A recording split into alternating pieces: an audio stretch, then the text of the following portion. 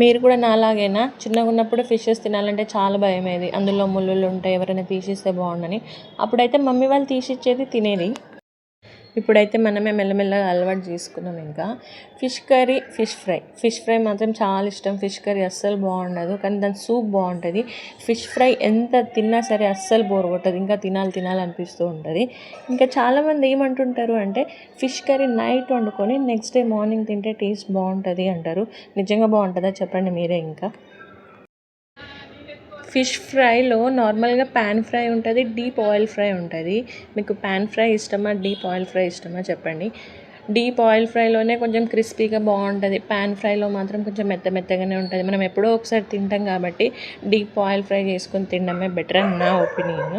ఇంకొకటి fish lovers ఎవరెవరు ఉన్నారో కమెంట్ చేసేయండి. బాయ్, ఇష్క్ యూ ఆల్.